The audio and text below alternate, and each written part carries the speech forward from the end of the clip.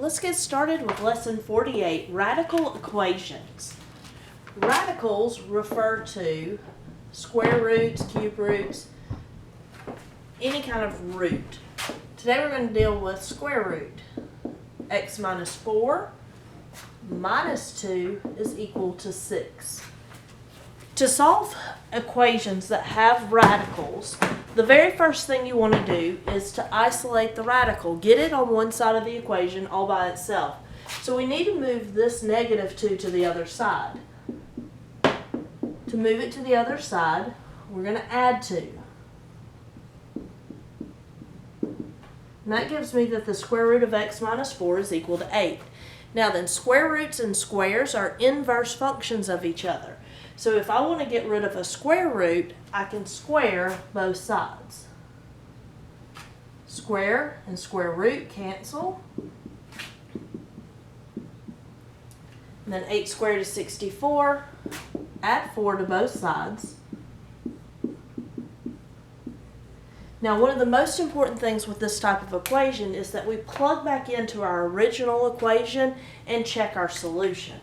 So when I get the square root of 68 minus 4 minus 2, is that equal to 6?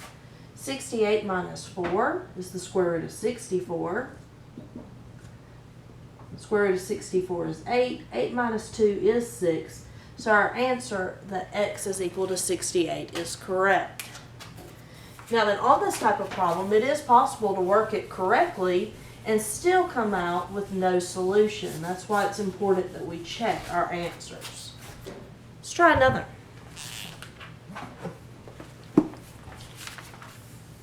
This time we'll do the square root of x plus 4 plus 2 is equal to negative 7.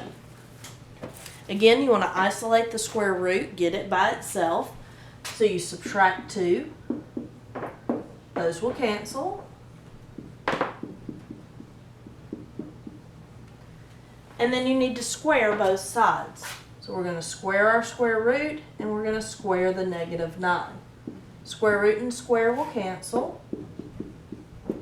Negative 9 squared is 81. Subtract 4 to move it to the other side. So x is 77. Before we can circle that answer, we need to check it. So we go back and plug it into the original equation. The square root of 77 plus 4 plus 2 is equal to negative 7.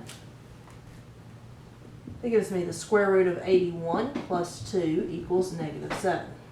9 plus 2 is equal to negative 7. 11 is equal to negative 7. That is not true.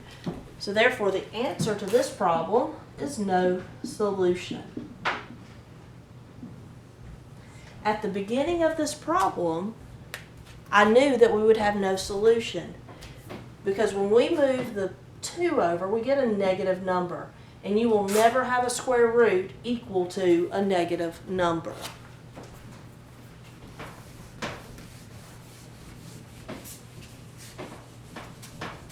All right, let's try one more. And this one's going to be a little more complicated.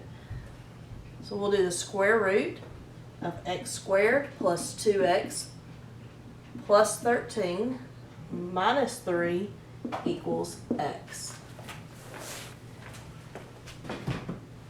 We still need to isolate the square root. Even though this is a little more complicated, the rules never change.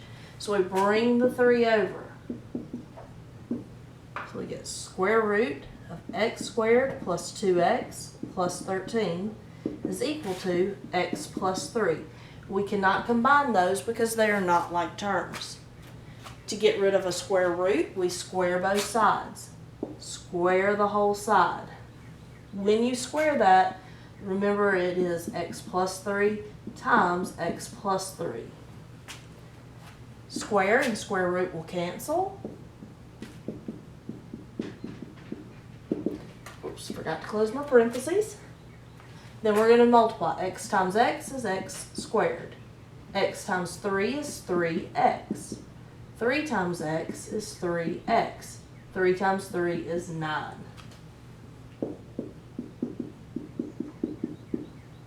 And then we want to add like terms. And now we're going to solve for x. X squared can cancel with x squared. I'm going to move my 2x to the other side by subtracting. And then I'll move the 9 away from it by subtracting that as well. We divide by 4, so x is equal to 1. We still have to check our answers. So we go back to the beginning, and we're going to plug in a 1. So the square root of 1 squared plus 2 times 1 plus 13 minus 3 should be equal to x. And remember, x was 1. That's the square root of 1 plus 2 plus 13. Now that negative minus 3 is outside the square root.